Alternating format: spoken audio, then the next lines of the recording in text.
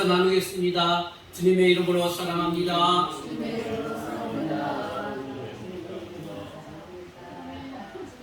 네, 무더운 여름 날씨가 계속되고 있지만 여러분, 지금 절기상 입추도 지났고 또 무더위도 한풀 꺾였습니다. 조금만 더 견디시고 또 견디시면 또 선선한 가을의 날씨가 여러분을 또 즐겁게 해줄 겁니다. 우리 말씀을 한번 되돌아보면 우리가 출애굽기 말씀을 지금 또 우리가 함께 배우고 있는데요. 하나님께서 무너진 이 땅의 하나님 나라를 어떻게 회복할 것인가, 그것을 하나님의 고민이었는데 그 땅을 회복하기 위해서는 바로 하나님의 택한 사람이 이 땅을 회복한다는 겁니다. 그래서 하나님은 고난의 환경을 통해서 당신의 일꾼들을 부르신다는 사실을 출애굽기를 통해서 지금 배우고 있는 것입니다. 모세가 태어나기 그 전에 사람들이 어땠습니까? 애굽에 있는 이스라엘 백성들은 고된 노동에 시달렸고 또 자녀들도 사내 아이들도 마음대로 낳지 못하는 그런 깊은 고난 속에 있었습니다. 모세도 그런 가정 속에서 태어났고 또 태어나서 좋은 환경에 있었지만 그가 또 한 사건으로 인하여 또 미디안 광야로 가서 외로움의 40년의 생활을 보내게 되는 것입니다. 그런 온갖 고난의 환경을 통해서 우리를 다루시고 다듬어 가시고 만들어 가시는 하나님께서 하나님의 필요한 때에 당신의 일꾼을 부르시고 또 택하시고 보내신다는 사실을 여러분 믿으시길 바랍니다. 여러분, 이것은 이 성경 말씀은 하나의 옛날 이야기 동화책이 아니고 또 소설이 아니라는 사실을 여러분 기억하시고, 하나님께서 오늘날 여러분들 왜 하나님께서 나를 택하셨는가, 왜 나를 부르셨는가, 이렇게 많이 배우지도 못했고 소위 남들이 말하는 비난하는 것처럼 무식하기도 하고 가난하기도 하고 용기도 없고 소심한 나이를 왜 하나님 믿게 하고 예수님 믿게 하고 하나님 자녀가 되게 하셨을까? 바로 하나님은 여러분을 이 땅에 무너진 하나님 나라의 회복을 위한 하나님의 일꾼으로 여러분을 자녀 삼아주시고 일꾼 삼아주셨음을 믿으시길 바랍니다. 그 말씀을 여러분 놓치시면 안 되는 거예요. 두 번째는 커다란 주제는 뭐냐면, 출애굽기 주제는 이제 하나님이 모세를 일꾼으로 삼아서 애굽에 보냈잖아요. 애굽에 관악하고 고집세고 큰 권력을 갖고 있는 바로 왕과의 싸움이라는 거예요. 그래서 두 진영의 대결이라는 거예요. 표면적으로는 바로 왕과 모세의 싸움이지만 영적으로는 하나님과 마귀 사단의 싸움이고 하나님 나라와 마귀 사단의 나라의 싸움이라는 사실을 여러분 기억하시길 바랍니다. 그래서 두 진영의 대결이에요. 하나님과 사탄의 싸움이라고 볼 수 있습니다. 이것을 출애굽기에서는 어떻게 표현하고 있느냐?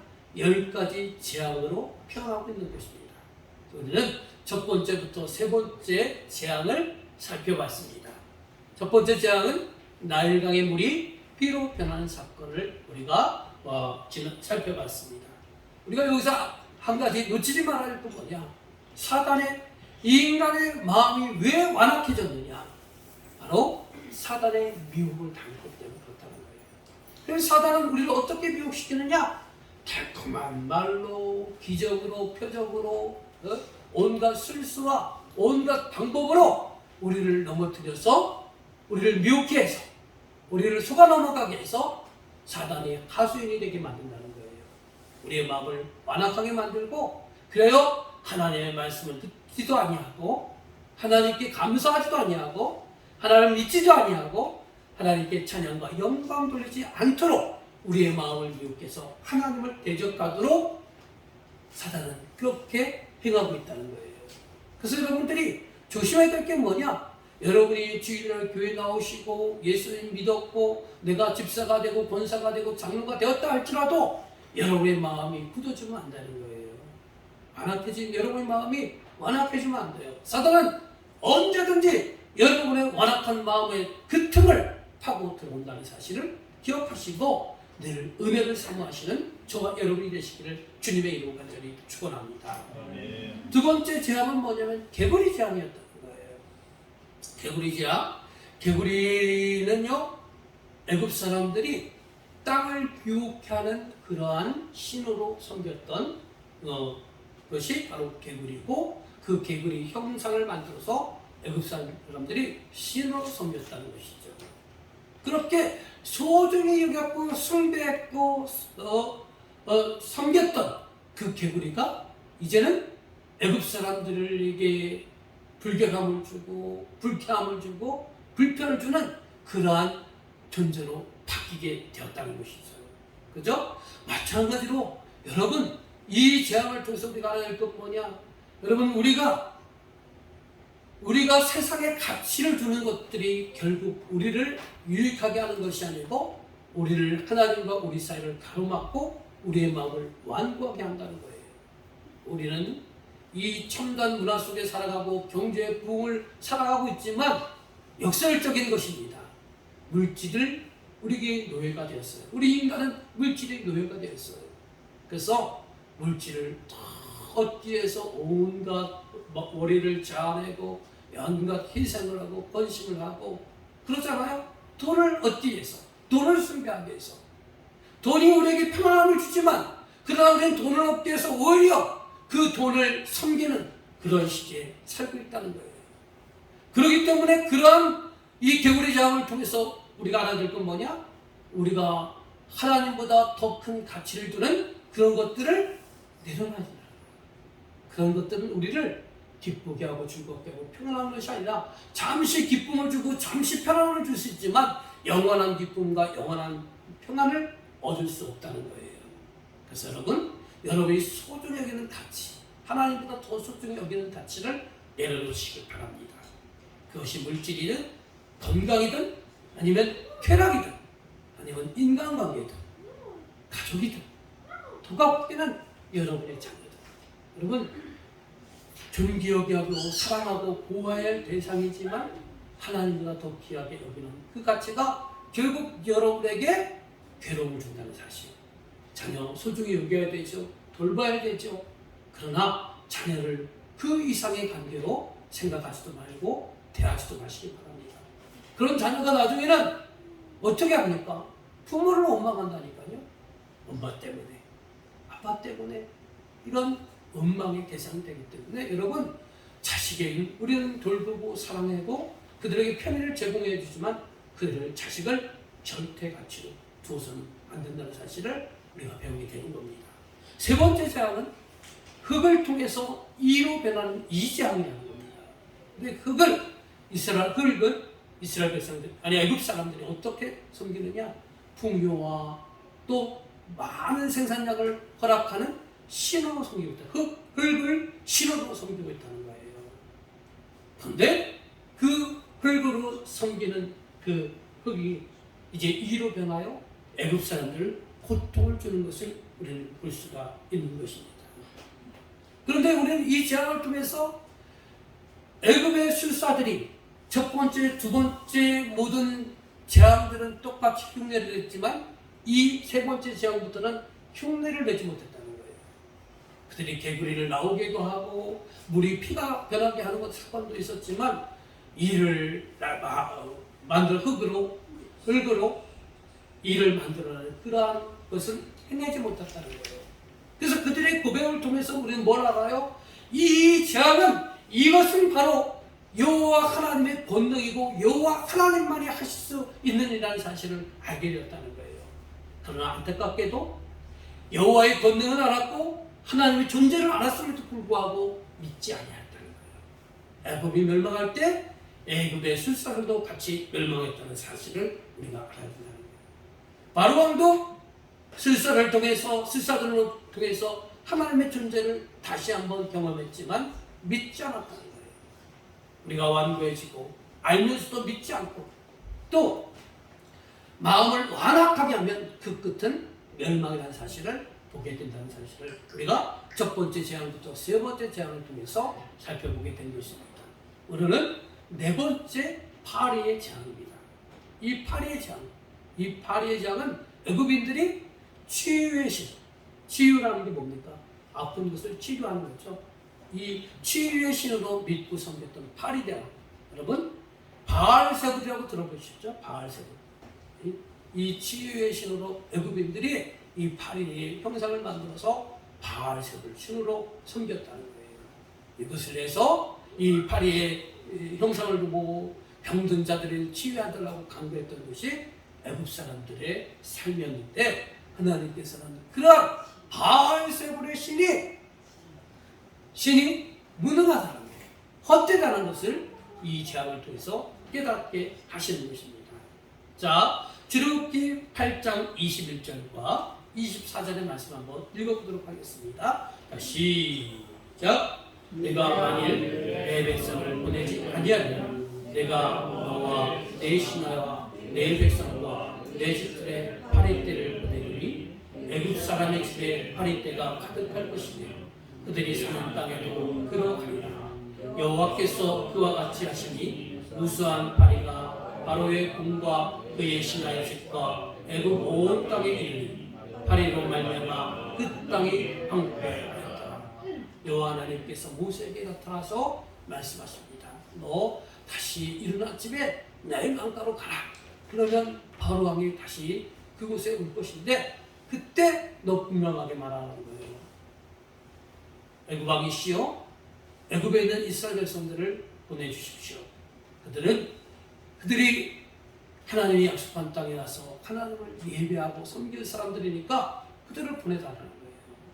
근데 만약에 왕이 그 여호와 하나님의 말씀을 거역하게 되면 애굽의 온 땅에 파리의 재앙을 내릴 것이라고 선언하셨고, 또 이 모세가 하나님 말씀시킨 말씀 그대로 따라가서 바로 왕에게 전했지만 완악하고 완고했던 바로 왕은 그 하나님의 말씀을 듣지 않았다는 거예요.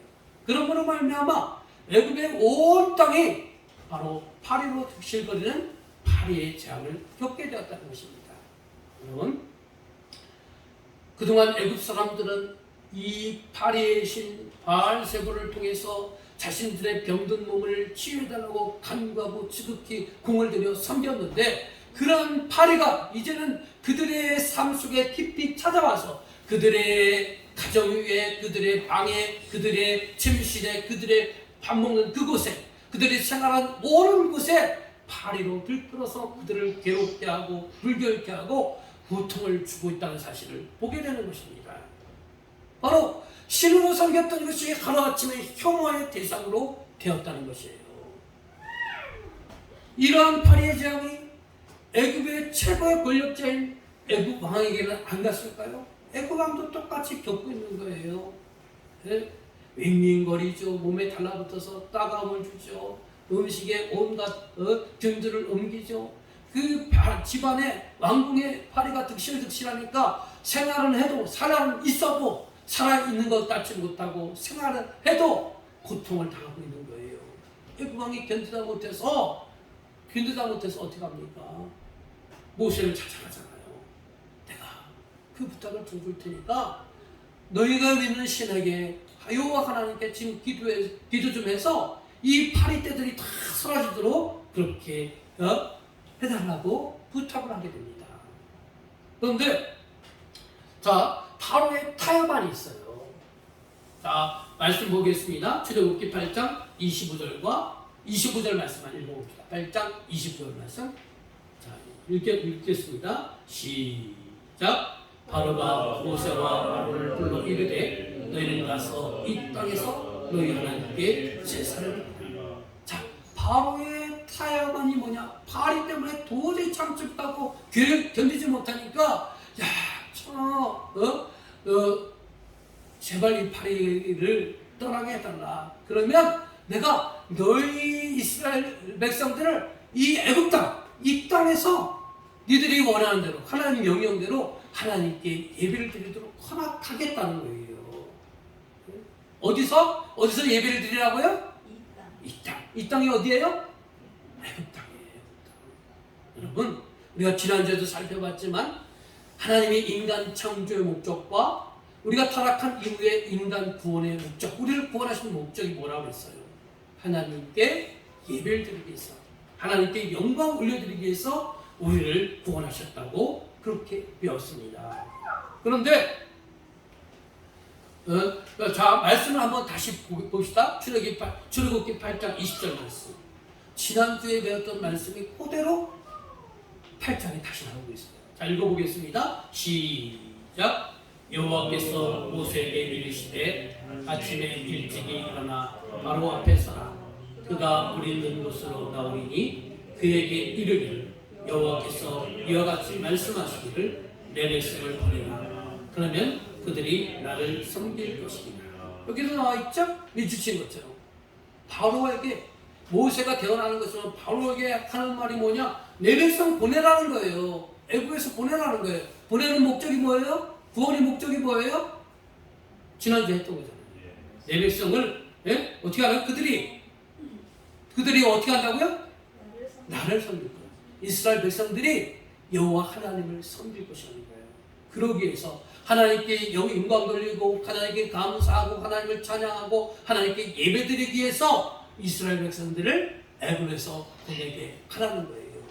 그러니까 우리가 지난번에 주에도 살펴봤지만 하나님의 창조의 목적과 타락한 부분 이후에 우리를 구원하신 목적이 동일하다는 거예요. 그 목적이 뭐라고요? 하나님께 예배드리기 위해서, 하나님께 영광 돌리고 하나님께 감사하고 하나님 찬양하기 위해서 우리를 구원하신다는 거예요. 이것이 하나님의 궁극적인 목적이에요. 그런데 바로 왕은요 타협안을 하는 거예요. 타협. 그 타협안이 뭐냐? 아까 읽으셨지만 어디서 예배를 드리라고요? 이 땅에서 예배를 드려요. 이 땅. 애굽 땅에서 예배를 드리라는 거예요. 애굽 땅에서 예배를 드린다는 건 뭡니까? 왜 애굽 땅에서 예배를 드리라고 했을까요? 이들을 완전히 자유를 주지 않겠다는 것이죠. 그죠? 너희들을 구원에 해방시키지 않을 것이고 너희들을 노예로 계속 부려먹을 것이고 단지 예배만 드리게 한다는 거예요. 그리고 애굽에서는요 온전한 예배를 드릴 수가 없어요. 여러분 우리가 첫 번째 재앙부터 네 번째 재앙을 배웠지만 다 뭐냐면요 나일강이라든가 또 개구리라든가 흙이라든가 또 지금 보는 팔이라든가 이게 다 뭐라고요? 신이라는 신, 우상 숭배라는 거예요. 우상 애굽에는요 온갖 것들을 신으로 섬기고 우상으로 섬기는 그런 영적으로 타락한 도시예요. 그곳에서 하나님께 예배를 드린다는 게 온전한 예배를 드린다는 게 가능한 것일까요? 마치 이런 거예요. 자식에게 공부하라는 거 그 앞에서 TV 크게 틀어놓고 아빠는 TV 보고 있고 엄마는 게임기 하고 있고 또 저 동생은 저 컴퓨터 틀어놓고 컴퓨터 음악 크게 틀어놓고 컴퓨터 게임하고 그리고 그 학생에게 나타나는 자녀에게 공부하라는 거예요. 공부가 제대로 될 수 있어요?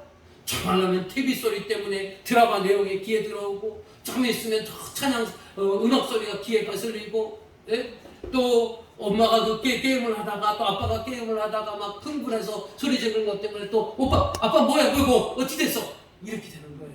온전한 예배를 드릴 수가 없는 거예요. 이 땅에서 예배를 드리라는 건 그런 겁니다. 또 오늘날 개념으로 말하면 예배를 내가 드려도 내 생각이라든가 행동이라든가 태도 바꾸지 말고 교회만 다니라는 교회만. 너 교회 가서 열심히 할 필요 없어. 네 멋대로 살다가 썬데이 크리스찬처럼 일주일 내내 네 멋대로 살고 네 생각대로 살고 네 욕망대로 살다가 주일날 예배 한번 딱 드려라. 그러면 되라는 거예요. 여러분 예배 궁극적인 목적이 뭐냐? 하나님께 영광 돌리는 것이지만요 내 정성과 헌신과 사랑을 그 예배라는 형식에 담아서 누구에게 올려드리는 게 예배예요? 하나님께 올려드리는 게 예배잖아요. 그런데요 그냥 무늬만 예배를 드리라는 거예요. 네 생각도 없고 감정도 없고 그냥 몸만 와서 드리라는 거예요. 그런 예배를 하나님 기뻐 받으시겠습니까? 몸은 여기 예배강에 와서 하나님께 예배 자리에 앉아 있는데 마음과 생각은 어제 먹던 그 맛있는 음식에 가 있고 어제 했던 드라마 내용에 여러분의 생각과 마음이 있고 또 예배 끝난 이후에 누구를 만날 생각 무엇을 할 생각이 가득한 여러분에게 그렇게 마음으로 드리는 예배를 하나님 기뻐 받으시겠느냐는 거예요. 안 받으신다는 거예요. 지금 바로는 누구를 대항하고 있느냐? 사단의 역할을 대항하고 있는 거예요. 하나님은 우리를 지으셨고 우리를 구원하신 목적이 뭐냐? 온전한 예배, 하나님께 예배와 하나님께 감사하기 위해서 영광 돌리기 위해서 우리를 택하시고 구원해 주셨는데 사단은요, 너 그래 예배 자리에 가라. 그러나 마음은 굳이 드릴 필요 없어. 정성은 드릴 필요 없어. 네 헌신 드릴 필요 없어. 사랑 드릴 필요 없어. 껍데기만 가라는 거, 껍데기만. 자, 여러분은 스스로 한번 생각을 해보시길 바랍니다.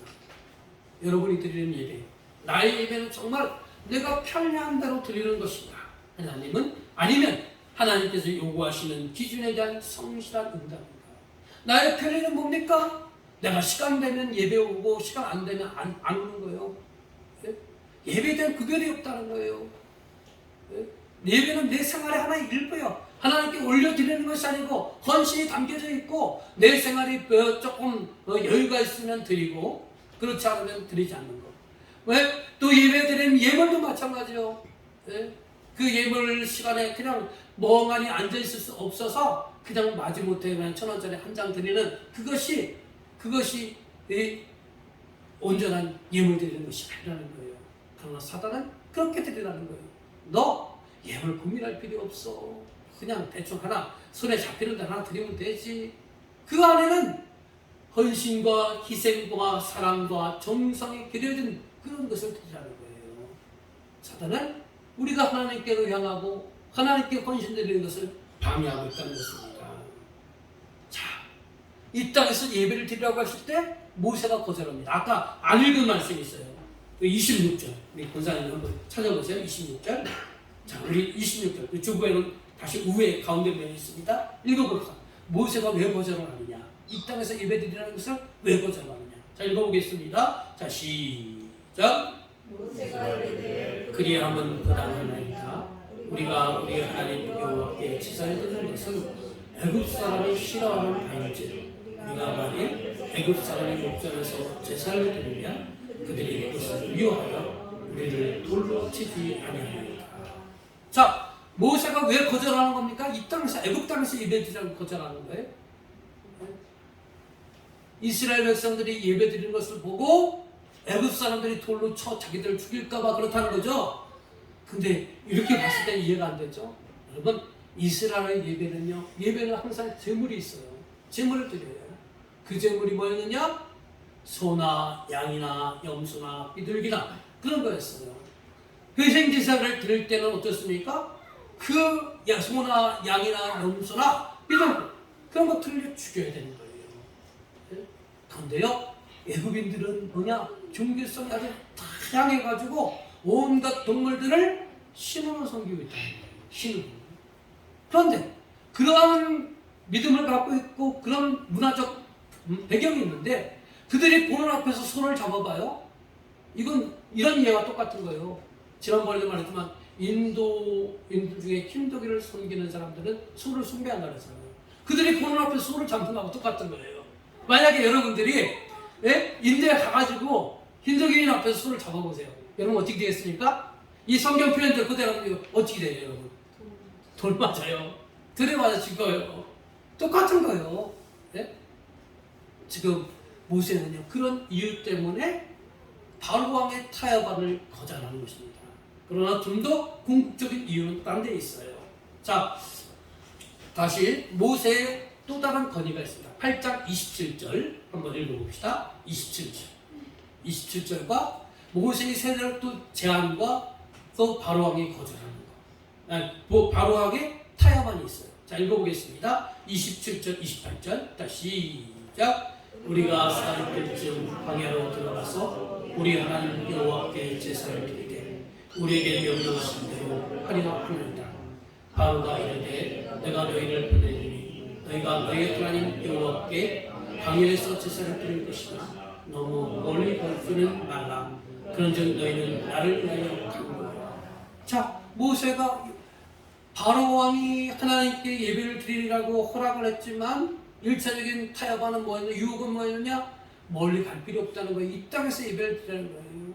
그러나 이 땅은 온갖 잡신으로 들끄는 그곳에서 온전한 예배를 드릴 수 없기 때문에 모세는 표면적인 이유를 들어서 거절합니다. 그리고 새로운 제안을 하죠. 뭡니까? 우리가 며칠 간다고요? 사흘쯤 가서 저 광야에 가서 예배를 드리겠다는 거예요. 그렇다면 이 사흘길쯤 가서라는 거, 사흘길쯤 가서 왜 굳이 예배를 드려야 되느냐? 예배는 하나님이 늘 어느 곳에 계신데 애굽에서 드려도 괜찮고, 좀 애굽에서 굳이 벗어나자면 하늘길 가서 예배를 드려도 괜찮고, 조금 더 멀리 가서 이틀길 가서 예배를 드려도 되는데 굳이 왜 3일길쯤 가서 예배를 드리라는 거예요. 이 의미가 있다는 거예요. 이 의미는 뭐냐? 예배를 드리기 위해서는 우리의 삶이 뭐가 필요하다고요? 구별이 필요해요. 삶의 구별이. 여러분, 많은 사람들 가운데 우리를 성도라고 부르는 이유가 뭡니까? 이 땅에는요, 믿지 않는 사람도 많고 또 믿는 사람도 많이 있어요. 그런데 믿는 우리들을 뭐라고 부르냐면 성도라고 부른다는 거예요. 왜 우리를 성도로 부릅니까? 이 성도라는 거룩함을 따르는 우리가 성도잖아요. 믿지 않는 사람들과 뭔가 다르다는 거예요. 다른 표현은 구별됐다는 거예요. 그렇기 때문에 우리를 성도라고 부른다는 거예요. 이 사흘길쯤 간다는 의미가 뭐냐면 구별된다는 의미예요. 그래서 여러분, 하나님께 예배를 드릴 때 여러분 구별됨이 있어야 되는 거예요. 여기에 빨간 글씨 나오면 돈도, 시간도, 건강도, 마음도, 공간도 구별되어야 된다는 거예요. 그래서 여러분, 물질도 아까도 설명을 했지만 이 예물 그냥 한 드리면 좀 창피하고 그러니까 마지못해 드리는 예물이 아니라 예물에 대한 구별됨이 있어야 되는 거예요. 저는 금액이 많고 적음을 얘기하는 게 아니에요. 여러분의 마음이 그 예물을 드리는 곳에 들어가 있느냐, 여러분의 마음이 들어가 있느냐, 안 들어가 있느냐, 그것을 말하는 거예요. 정말 구별되었습니까? 또 예물을 드릴 때에도 여러분의 헌신이 그곳에 담겨져 있습니까? 여러분, 헌신할 자리에서는 헌신을 해야 되는 거예요. 근데 우리는 자기가 손해보기 싫어서 헌신하지 않아요. 그냥 대충 드리고 말아요. 그것은 예배가 아니라는 거예요. 애굽 땅에서 예배 드리는 건 똑같다는 거예요. 그러나 모세는 뭐냐? 우리는 애굽 땅 싫다는 거예요. 사흘길쯤 가서 예배를 드리겠다는 거예요. 뭐예요? 하나님께 좀 더 구별된 예배를 드리기 원한다는 거예요. 예? 시간도 마찬가지죠. 여러분, 주일 성수하는 것도 여러분 많이 지금 점점 세상에 밀리고 있잖아요. 한마디로. 예? 예전에 우리 믿음의 선배님들은 날마다 새벽 기도하죠. 또 수요일날 수요 기도도 하죠. 금요일날 또 저녁 기도도 하죠. 또 속회 또 예배도 드리죠. 주일날 오전 오후 예배도 드리죠. 근데 요즘은 이거 다 드리라고 하면요, 사람들을 교회 떠나는 사람들이 많아요. 그리고 실질적으로 생활이 바빠서 이렇게 많은 예배를 드릴 수가 없는 그런 상황에 있어요. 앞으로 더 갈수록 예배는 줄어들 수밖에 없는 그런 상황에 시대에 우리는 놓여 있어요. 네? 그런 시대 속에서 우리가 주일 예배라도 정말 시간 내 구별이 있어야 되는 거예요. 여러분, 왜 안 바쁘시겠습니까? 왜 사정이 없으시겠습니까? 그러나 그런 것들을 다 뒤로 하고 정말 이 시간은 하나님께 드린다는 그런 구별됨이 여러분에게 있어야 된다는 거예요. 여러분의 마음도 공간도 굳이 예배당에 가서 예배 드릴 필요 뭐 있어? 집에서 요즘 TV 채널 중에 종교 채널이 있잖아요. 그 종교 채널 틀어보면, 기독교 채널 틀어보면 얼마나 많은 목사님들이 거기서 설교를 합니까?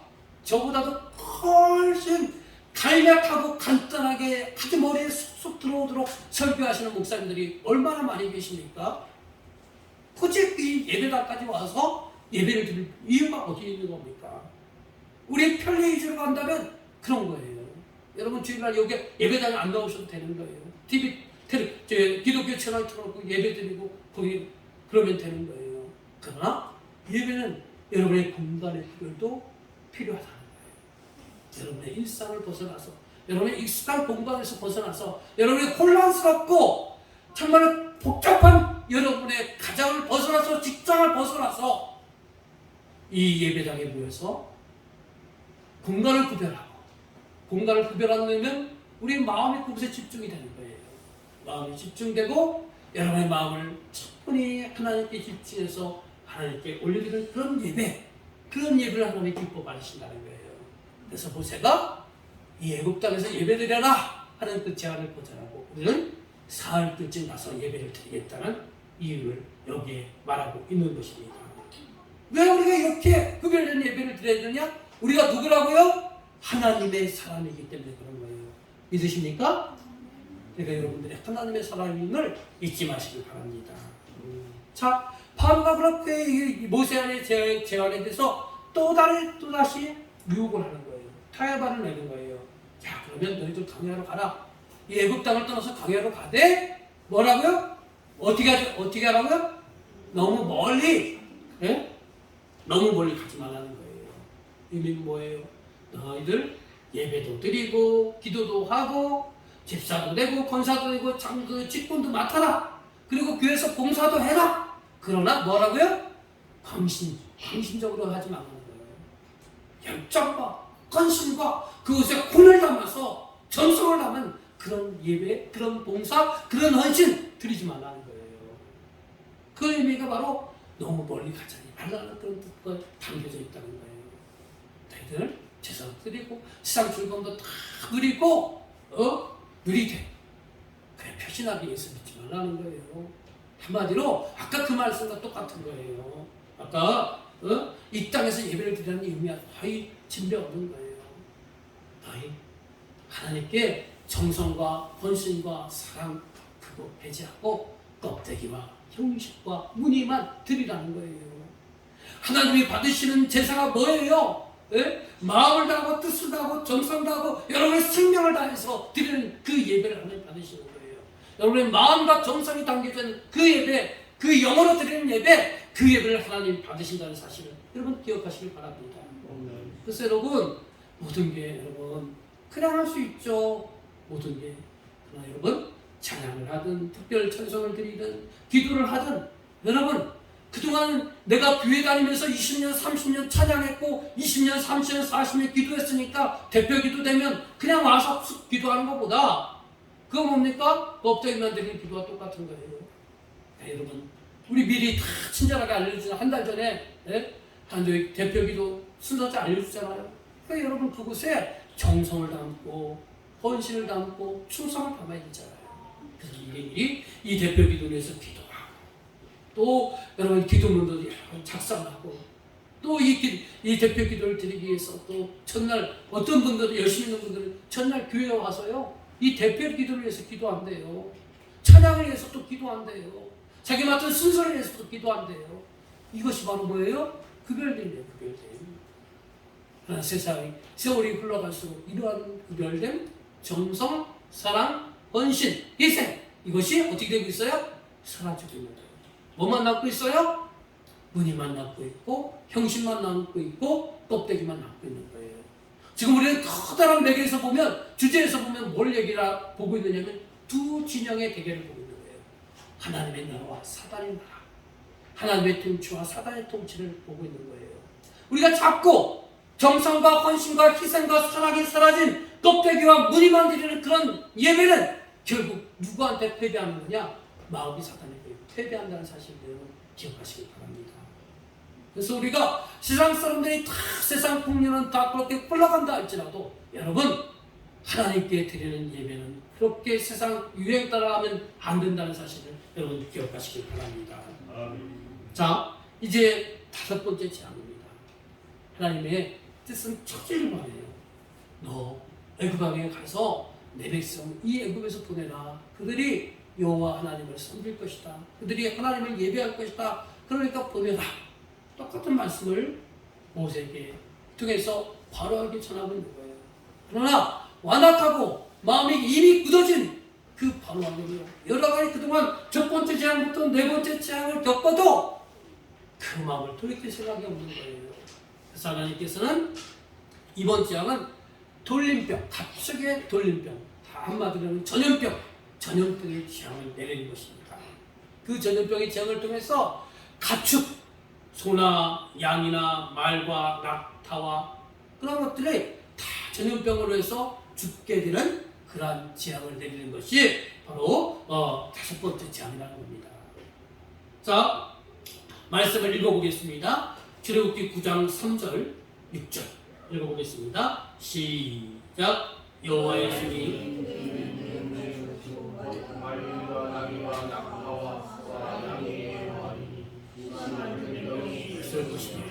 이튿날에 여호와께서 이 일을 행하시니 애굽의 모든 가축은 죽었으나 이스라엘의 자손의 가축은 하나도 죽지 아니하니라.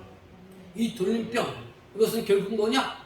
이 애굽 사람들이 숫소와 암수의 신, 즉 숫소를 신인 아비스와 암수의 신인 하도를 심판하시는 사건입니다.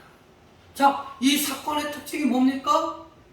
가축에게 전염병이 왔는데 애굽에 있는 모든 애굽 사람들이 기르는 가축에는 전염병이 와서 그 가축들이 다 어떻게 돼요? 죽어요.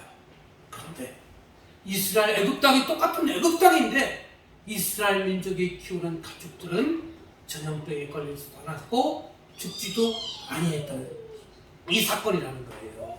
여러분, 이것을 우연으로 칠 수 있겠습니까? 우연으로 칠 수가 없는 거예요. 전염병이라는 것은 여러분 그 지역을 초토화시키잖아요. 우리도 지금 아직 코로나19를 완전히 해방된 건 아니지만 그 코로나19가 초창기 때부터 한참 번성할 때까지 여러분 그 공포와 그 두려움을 여러분 아시잖아요. 예배도 마음껏 드리지 못했잖아요. 활동도 마음대로 하지 못했잖아요. 내가 혹이라도 코로나 걸렸을까봐 얼마나 전전긍긍했는지 여러분 아시죠? 여러분들, 그리고 또 나 때문에 다른 사람들 피해를 입을까봐 얼마나 전전긍긍했습니까? 초창기 코로나 걸렸다면 뭡니까? 즉 죄인이 되는 거예요. 그죠? 내가 원해서 코로나19 전염병에 걸리는 게 아닌데 내가 누군가를 통해서 전염됐지만 그것이 곧 내가 죄인이 되는 그만 상황이라니까요. 그게 뭐냐? 전염병이라는 거예요. 전염병은 정말 보이지도 않고 들리지도 않지만 삽시간에 전염되고 흩어져서 많은 사람들을 쓰러뜨리고 병들게 하고 죽게 하는 것이 전염병이잖아요. 그렇기 때문에 전염병에 가면 그 지역은 완전히 초토화되는 거예요. 그런데 놀랍게도 똑같은 애굽 땅인데 애굽의 사람들이 기르는 가축은 다 전염병이 와서 죽었지만 그러나 이스라엘의 똑같은 애굽 땅이지만 이스라엘이 키우는 가축들은 죽지 않았다는 겁니다. 이것을 통해서 우리는 뭘 압니까? 하나님이 우리가 믿고 섬기는 하나님이 뭐냐? 생명의 주관자라는 사실 여러분 믿으시길 바랍니다. 아멘. 인간의 생사화복을 주관하시는 분이 여러분이 아버지로 부르고 여러분이 전능자 하나님을 믿고 섬기는 여러분의 하나님이라는 사실을 여러분 기억하시길 바랍니다. 여러분 이 믿음을 굳게 갖고 있다면 여러분 어떠한 상황이 되든 흔들릴 이유가 없는 거예요. 또는 하나님은 당신의 친된 백성들을 우호하시고 인도하시는 것입니다. 정말 하나님의 백성은 심판 때 하나님의 은총을 받을 수 있는 거예요. 자, 말씀 읽어봅시다. 출애굽기 9장 7절 말씀 읽어보겠습니다. 시작. 바로가 사람을 보내어 본즉 이스라엘의 가축은 하나도 죽지 아니하더라. 바로가 뭘 어떻게 했다고요? 누굴 보냈어요? 사람, 자기의 부하 신하들을 보냈다는 거예요. 왜 보냈을까요? 이 말씀에 의하면 지금 이 가축의 전염병으로 해서 애굽 사람들이 기른 가축들은 다 지금 전염병에 걸려 죽었던 거예요. 그것이 왕의 소식까지 들렸어요. 그런데 이야기를 들어보니까 이상하게 이스라엘 백성들이 기르는 가축은 죽지 않았다는 거예요. 그게 사실인가? 궁금해서 애굽 왕은 자기 신하를 시켜서 애굽 이스라엘 사람들이 기른 집에 보낸 거예요. 그래서 그들이 가축을 본 거예요. 그 신하들이 가보니까 이스라엘 사람들이 기르는 가축은요 전염병에 걸리지도 않았고 죽지도 않았다는 사실을 보게 되는 것이죠. 하나도 죽지 않았다는 사실을 알게 되는 것입니다. 여러분, 이런 것을 통해서 우리가 뭘 할 수 있습니까? 하나님에 속한 자와 하나님께 속하지 않은 자가 명확히 구분이 된다는 거예요. 특별히 하나님의 심판의 때에 하나님께 속한 사람들과 하나님께 속하지 않은 사람들의 심판의 정도는 엄청난 차이가 있다는 사실을 알아야 되는 거예요.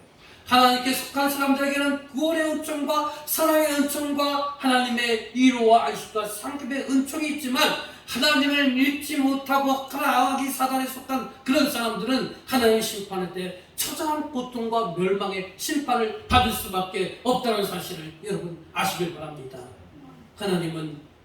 여러분은 하나님을 믿고 섬기는 여러분들은 하나님께서 여러분을 존귀 여기는 사람들이에요.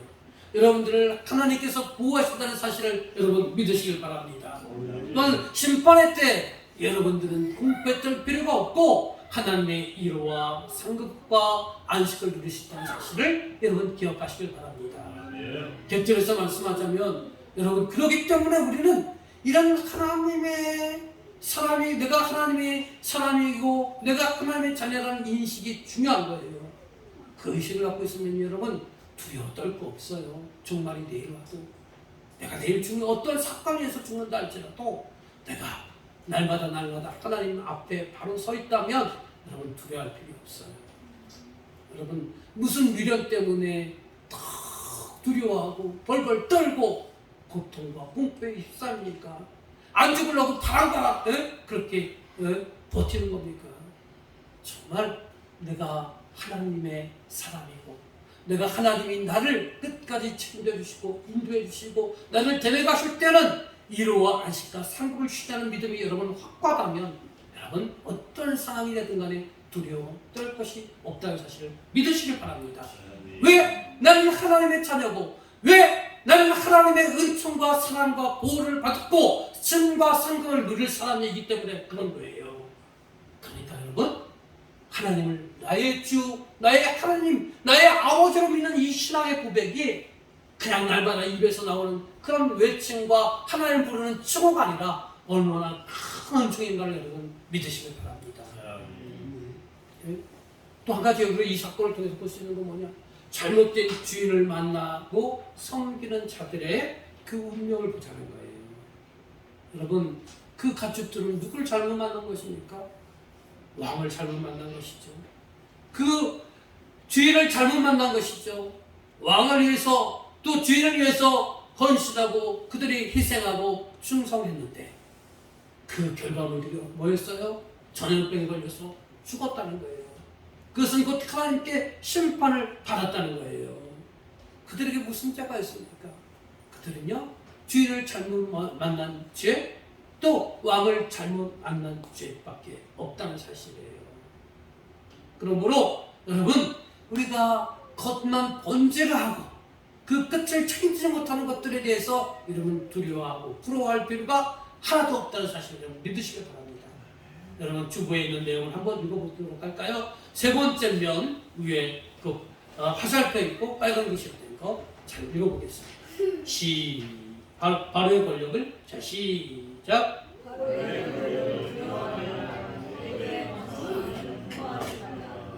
애굽에서 잘 되려고 생각하지도 말라. 애굽의 문화와 우상들을 마음으로 따르지 말라. 하나님의 없는 세상은 헛된 것이요 허무함을 알아야 한다.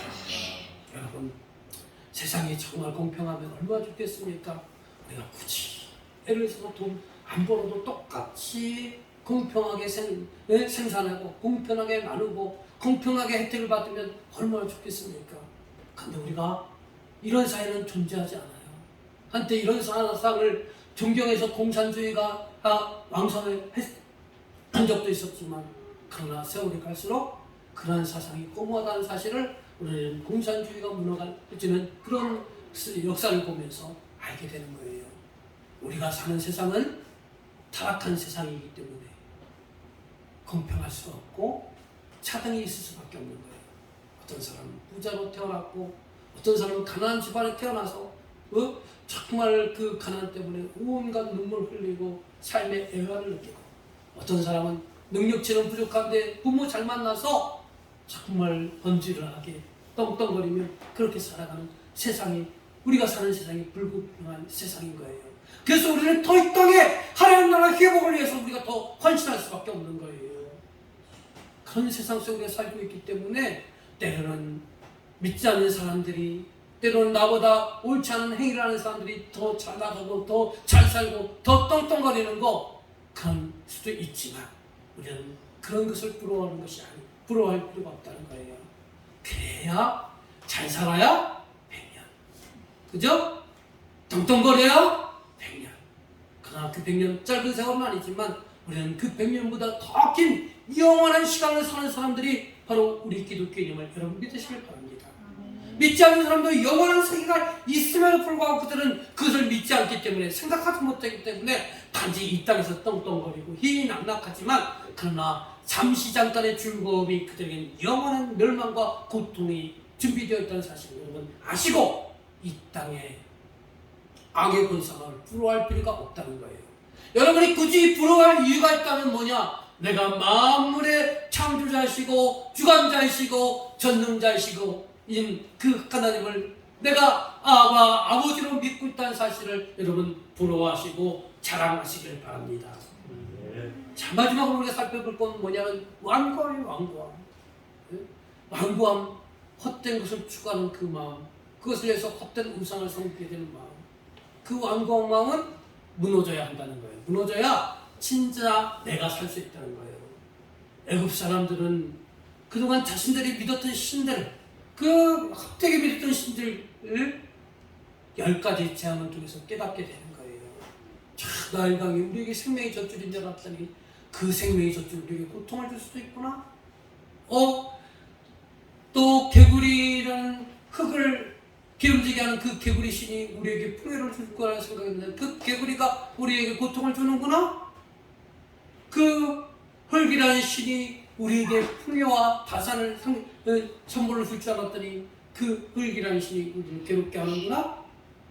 또 여러 가지 이런 그동안 섬겼던 신들이 그렇게 천사같이 믿었던 것들이 나에게 고통을 주고 괴로움을 주고 불편함을 줬다는 사실을 보면서 애굽 사람들은 뭘 깨닫느냐? 야, 우리가 정말 그동안 헛살았구나, 헛된 것을 믿었구나, 이런 것을 깨닫게 된다는 거예요.